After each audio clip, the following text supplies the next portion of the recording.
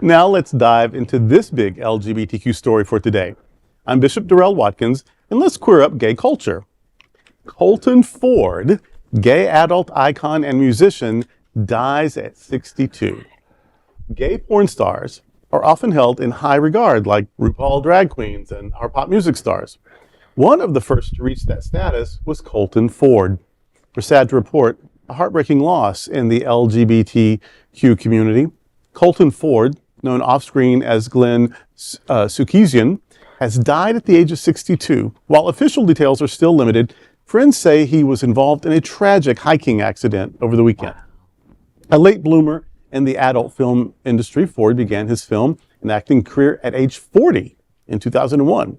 He quickly became a household name in gay adult entertainment, working with top studios like Falcon, RFC, and Mustang. In 2003, he received the prestigious GayVN Award for Gay Performer of the Year. Famous director and DJ Chi Chi LaRue posted on Facebook saying, quote, "I'm so shocked and saddened to hear and report the sudden passing of my friend and icon, Glenn, aka Colton Ford. You will be missed. Keep singing in heaven," end quote. Ford wasn't just an adult film star. He was also a singer and an actor with appearances in another gay sequel and The Lair, and even Cyndi Lauper's Into the Nightlife video.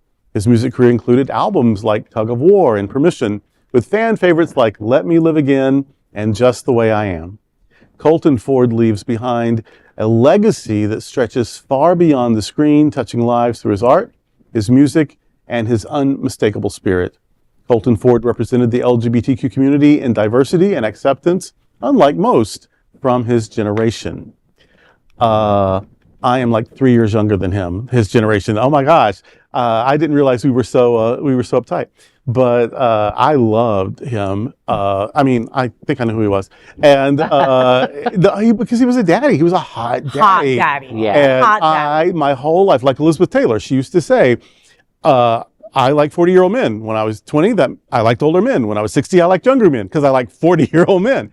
And that he came in at 40, perfect time, and he was so hot and so talented. I loved The Lair. I'm one of 3 people who ever saw it. Still at this table, and it was fabulous. And he kept his clothes on for that one. Not everybody did, but he did. He was the sheriff in the city. But I saw in 2005. I saw the documentary where he was talking about trying to break into the music business, and that he did. Mm-hmm. And I love that he was completely unashamed about his career choices, that he represented a fully embodied gay life without shame, without regret, and he also didn't get pigeonholed into one thing.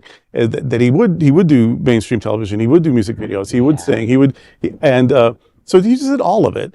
And 62 is young. I'm sad that he's gone, and my blessing on those who are missing him. We were talking about Al. We were talking about the other day about what kind of daddy we would like on a cover of a magazine. That's the daddy that I would want on a magazine. Actually, and I'm sorry I didn't check that. I bet there's a 75% chance that at least once Colton Ford was on the cover of Hot Spots magazine. Really? Wow. Shut up. Oh my God, I love that. I mean, he even did a documentary with Madonna. I mean, he did so many wonderful things, you know. I asked my friend Alex Tikas, who does the Faye What Show with me. He's also an adult content performer. And he sent me a text saying, Colton Ford was a beautiful man and a class act. He was a legend in the world of gay porn. I will miss him, and deepest condolences to his family. Yeah. Wow. You know, gone too soon. 62 is young now, man. I mean, it's heartbreaking. It's very young. And, you know, it's when we do stories like this, we learn so much more about their lives and their contributions to our community and things that they have done, because some people may just know him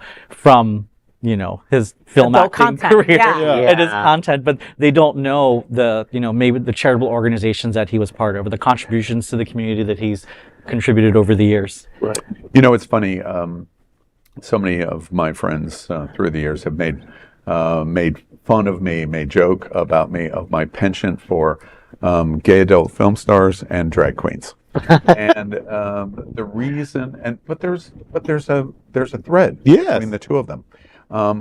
Gay porn stars, and I don't know a lot of straight porn stars, but gay porn stars are advocates in a very, very specific way. Drag queens are advocates for our community in a very, very specific way. And both gay porn stars and drag queens are,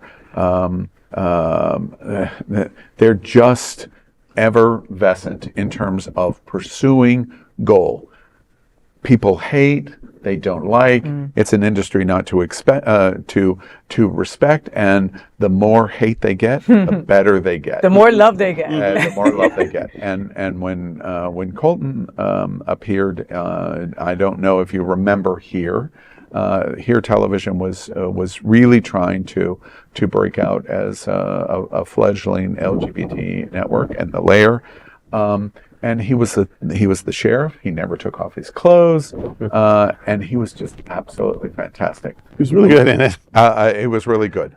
And when he got to a certain age where he said, "Okay, well, that's enough of my gay porn career," he morphed into music and other kinds of things.